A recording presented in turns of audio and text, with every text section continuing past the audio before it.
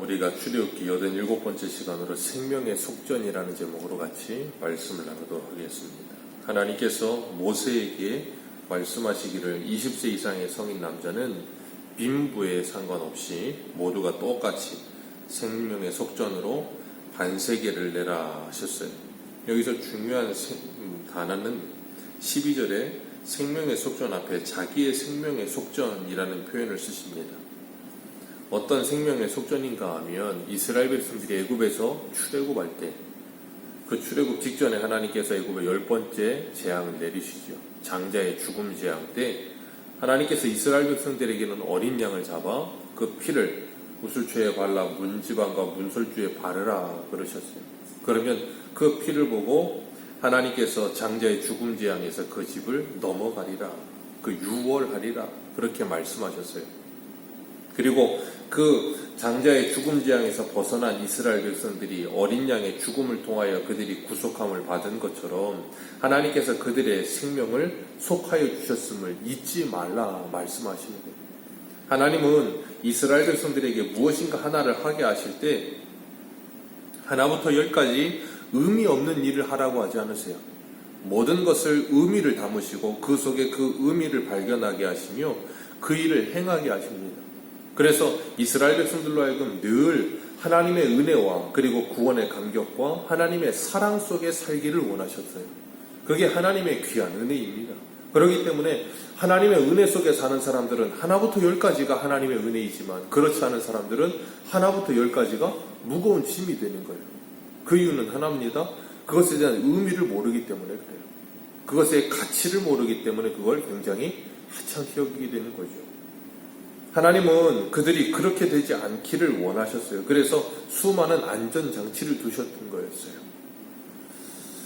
하나님께서 이스라엘 백성들 누구도 그 생명의 속전에서 면하여지는 사람은 없고 모두가 다 그것을 동등하게 행하며 하나님의 구원의 감격 속에 있기를 원하셨어요. 그건 빈부의 격차에 어떤 부자라고 아니면 가난하다고 거기에서 면제되거나 아니면 더하거나 그런 게 없게 하셨어요.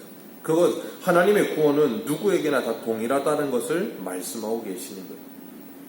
그리고 그것을 오늘 16절 말씀에 보면 회막 봉사에 쓰라 그러셨어요. 이 하나님의 생명의 속전으로 드린 것을 회막 봉사에 사용하게 하시면서 하나님께서 하나님의 일에 어느 특정한 누구에게만 하나님의 일을 감당하는 것이 아니라 모두가 하나님의 일을 감당하는 사람들이라는 것을 또한 깨닫게 하시는 겁니다.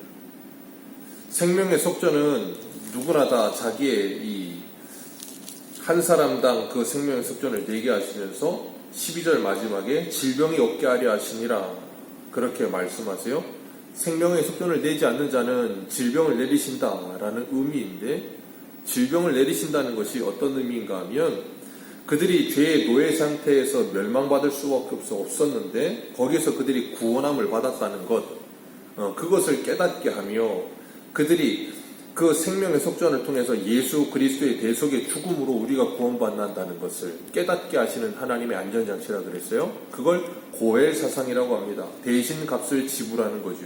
그러니까 그들이 그것을 행하지 않으면 그들에게 질병이 온다는 말은 뭐냐면 그들에게 하나님의 생명의 속전이 없게 될 것이다 그 말이에요.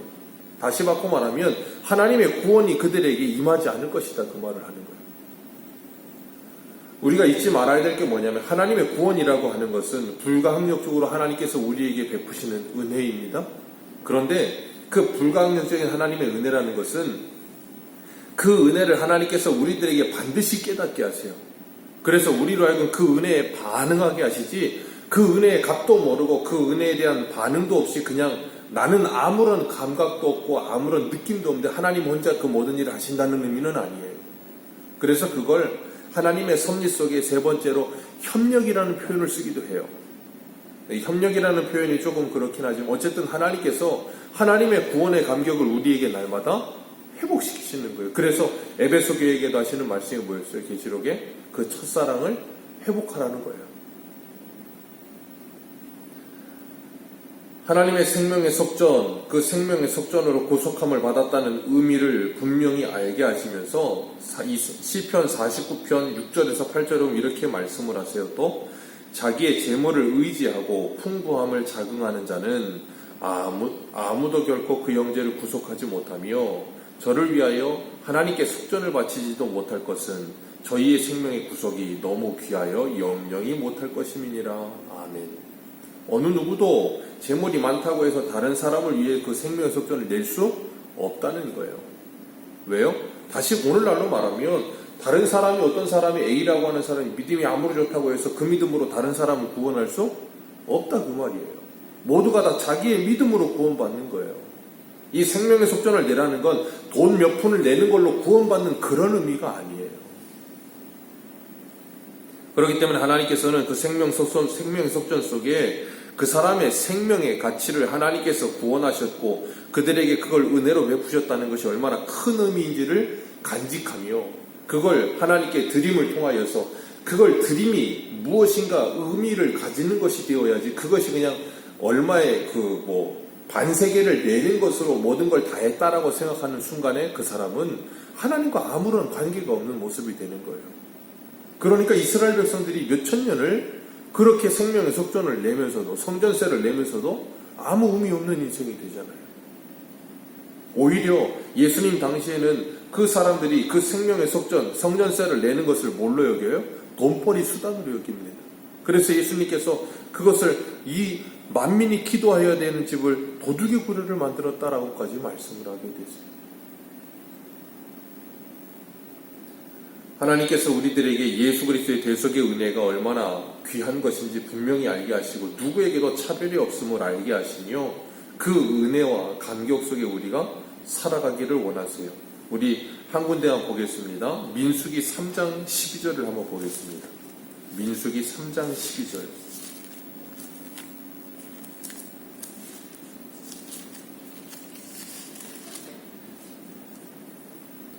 3장 12절입니다.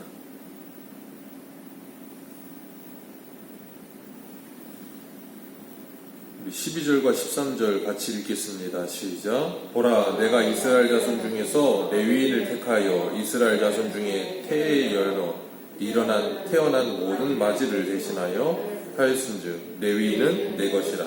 처음 태어난 자는 다 내 것임은 내가 애굽 땅에서 그 처음 태어난 자를 다 죽이던 날에 이스라엘의 처음 태어난 자는 사람이나 짐승이나 다 거룩하게 구별하였으니 그들은 내 것이 될 것입니다. 나는 여호와임이니라. 아멘. 주님께서 모든 첫 것, 사람도 짐승도 모든 것은 첫 것은 누구의 것이라 그러세요? 하나님의 것이라. 이 첫 것이라는 의미는 그 이스라엘 백성들의 숫자 개념 속에 1이라는 숫자 속에 그 나머지가 다 포함되는 거예요. 그러니까 첫 것이라는 말은 모든 것이 다 하나님의 것이라 그 말이에요. 그래서 그 첫 것을 대신하여 누가 하나님께 드려졌어요? 레위인이 하나님께 드려졌어요. 그리고 레위인들은 성전에서 성전을 봉사하는 일을 감당하게 하셨습니다. 그걸 통해서 레위인들이 성전의 봉사함을 통해서 이스라엘 전체의 백성이 하나님께 성전에서 봉사하고 있는 것을 함께 내포하고 있는 거예요. 그래서 이스라엘 백성들이 성전세를 내는 것을 가지고 오늘 16절에 뭐라 그러세요? 성전에서 뭐하게 하라 그러세요? 봉사에 쓰게 하라. 회막의 봉사에 쓰게 하라. 레위인들의 생계를 책임지며 그리고 그것을 가지고 성전을 수리하며 그 모든 일들을 감당할 수 있게 하라. 그걸 통해서 이스라엘 백성들 전체가 하나님께 그렇게 드려진 존재다라는 것을 늘 잊지 말아라. 그 말씀 하시는 거예요. 그래서 로마서 3장 22절에 보면 곧 예수 그리스도를 믿음으로 말미암아 모든 믿는 자에게 미치는 하나님의 의인이 차별이 없느니라. 레위인이든 이스라엘 백성들 누구든 하나님 앞에 구원함을 받았다는 것에 대한 차별은 없어요. 대제사장이든 레위인이든 일반 백성이든 다 동일하다는 거예요. 그것은 오늘날도 마찬가지죠. 어느 누구에게나 차별이 없어요. 하나님의 구원은 어느 누구에게나 차별이 없습니다. 어떤 나이 불문, 성별 불문, 피부색 불문 누구에게나 차별이 없는 거예요. 하나님께서는 어느 누구나 하나님의 백성들로 구원하시기를 기뻐하셨어요. 그래서 하나님의 택하신 백성은 누구든 상관이 없는 거예요. 우리는 이 세상에서 사람의 목숨에도 경중이 있어요. 세상 사람들에게는. 그래서 어떤 사람의 목숨은 귀하고 어떤 사람의 목숨은 조금 이렇게 밑으로 보는 경향이 사람들에게 있습니다. 세상 사람들은 그렇지만 하나님에게는 그런 일이 없다는 거예요. 그리고 하나님은 우리들에게도 사람에게 있어서 어느 누구도 차별이 없어야 함을 가르치시는 거예요. 그건 오늘날 사람들이 무슨 차별금지법을 만들고 그러기 이전에 이미 우리나라에 1800년대 말에 1900년대 초에 선교사들이 우리나라에 들어왔을 때 이미 일어났어요. 그 당시만 해도 남자와 여자와의 이 신분적 차이가 엄청났어요. 우리나라에 선교사들이 와서 그걸 없애버렸어요. 여인들도 학교에서 배움을 가르쳤고, 가난한 사람들도 의사들이 병을 고치고, 그러면서 학교를 세우고 병원을 세운 거예요. 그걸 통해서 차별이 없음을 깨닫게 하시고, 백정과 양반이 같은 곳에서 예배를 드리고, 우리나라에 그런 일이 없었다니까요. 있을 수가 없는 일이었는데 이곳에 복음이 들어오면서 그 모든 일들이 점점점 사라지기 시작했어요. 그런데 교회 안에도 그런 일들이 일어나더라는 거예요. 차별이 일어나요. 야고보서 한 군데 보겠습니다. 야고보서 2장 1절입니다.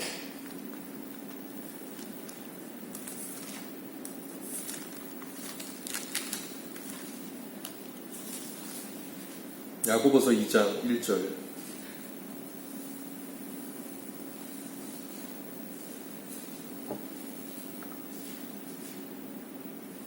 야고보서 2장 1절에서 4절입니다. 같이 읽겠습니다. 시작. 네, 형제들아, 영광의 주 곧 우리 주 예수 그리스도에 대한 믿음을 너희가 가졌으니 사람을 차별하여 대하지 말라. 만일 너희 회당에 금가락지를 끼고 옷을 입은 사람이 들어오면 또 남루한 옷을 입은 가난한 사람이 들어올 때에 너희가 아름다운 옷을 입은 자를 눈여겨보고 말하되 여기 좋은 자리가 앉으소서 하고 또 가난한 자에게 말하되 너는 거기 서 있든지 내 발등상 아래 앉으라 하면 너희끼리 서로 차별하며 악한 생각으로 판단하는 자가 될 것이 아니냐. 아멘. 교회 안에 얼마든지 이런 일이 일어날 수도 있다는 거예요. 주님께서는 우리들에게 분명히 말씀하세요. 어느 누구도 차별이 없다. 부자라고 가난한 사람이라고 성전세를 더 내거나 덜 내지 말아라. 다 동일하게 그렇게 행하라. 그렇게 말씀을 하세요. 예전에 우리나라에 어떤 목사님 중에 한 분은 삭발을 하시는 목사님이 있었잖아요. 굉장히 유명하셨는데 돌아가실 때에도 이 수레에다가 장례를 치르고, 그 교회는 제가 듣기로는 전 교인이 다 교복을 입고 다녔어요.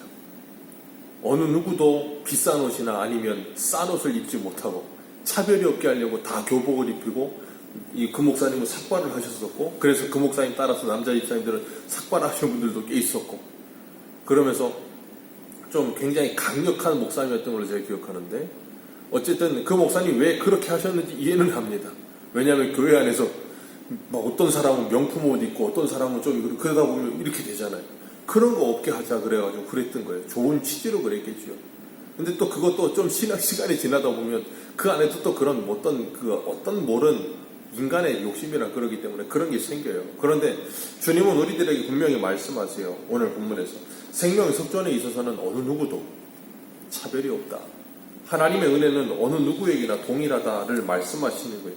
그렇기 때문에 우리가 그 하나님의 은혜를 기억하면서 우리나라에 처음 복음이 들어왔을 때 그 차별을 없애기 위해 애썼던 것처럼 우리의 일상생활 속에서도 정말 참된 믿음을 가지고 예수 그리스도 안에 우리 모두가 다 한 형제의 자매임을 인정한다면 우리가 세상에 나아가서도 정말 이렇게 차별이 없애자고 이렇게 목소리를 높이는 사람들보다 더 차별을 없애기 위해 앞장서야 하지 않겠습니까?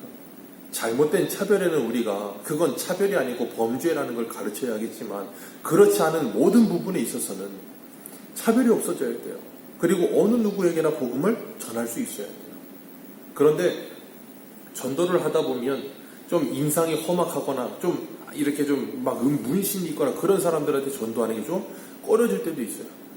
근데 그런 분들에게도 예수를 믿으라고 얘기해 보면 그런 분들이 신기하게도 제가 몇 번 경험했는데 자기가 청년 때까지 청년 회장을 했다는 거예요. 그런데 지금은 자기가 일 때문에 못 나간다. 그런 분들도 꽤 많더라고요. 주님은 우리들에게 어느 누구에게도 하나님의 구원은 동일하며 또한 어느 누구도 회막 봉사에서 벗어나거나 더 할 수 있는 것이 아니다. 모두가 다 그것에 동참해야 한다는 것을 깨닫게 하시는 거예요. 그렇기 때문에 예수 그리스도 안에서 하나님께서 우리를 사셔서 하나님의 것이 되게 하신 우리들은 모두가 다 하나님 앞에 뭐 하는 거예요? 헌신하게 되는 거예요. 하나님께 우리의 삶을 드리게 되는 거예요. 그건 어느 누구에게도 차별이 있을 수 없어요. 모든 성도들이 교회의 일원이요 한 가족이 되어서 우리가 이 교회론에 대해서 요즘 수요일마다 하고 있지만 어느 누구도 한 사람도 교회 봉사에 있어서 처지거나 빠질 수가 없어요. 왜요? 우리는 모두가 다 교회의 지체이기 때문에 그래요. 그건 한 몸이라는 의미예요. 그래서 어떤 기능을 발휘한다 할지라도 몸의 아주 작은 부분을 감당하는 일이라 할지라도 그것은 뭐예요? 한 몸으로서의 역할을 감당하는 거예요. 그건 뭐 교회 와서 일을 하는 문제가 아니에요. 우리는 자꾸 교회에서 일하는 봉사하거나 아니면 어떤 소속을 갖는다는 것을 세상 사람들처럼 교회 오니까 일을 시키는구나 그런 식으로 생각하는 게 아니에요. 교회 일은 몇 명만 해도 다 할 수도 있습니다. 세상 일처럼 그렇게 막 엄청난 일들이 아니에요. 그럼에도 불구하고 모든 사람이 다 함께하는 이유는 우리 모두가 교회의 지체요 일원이라는 것을 확인하는 거예요. 그리고 하나님이 나를 구원하신 은혜에 다시금 그 은혜를 회복할 수 있는 기회가 되는 거예요. 그렇기 때문에 하나님께서 우리에게 공동체를 세워가며 눈에 보이는 유형교회를 유지보수하고 그리고 눈에 보이지 않는 무형교회인 성도들의 믿음을 아름답게 가꾸어가며 그것이 믿음이 자라가며 예배의 삶을 살아갈 수 있도록 우리가 뭐 해야 돼요? 헌신하며 충성하는 일에 다 해야 되는 거예요. 그것이 바로 예수 그리스도께서 우리의 생명을 속하여 주신 은혜에 감사하며 살아가는 일입니다. 그리고 또 하나 그 은혜의 감사함 속에 오늘도 우리를 만나는 모든 사람들에게 우리가 하나님의 복의 통로가 되어 아름다운 하나님의 은혜를 나눌 수 있는 복된 하루 되시기를 축복합니다. 기도하겠습니다.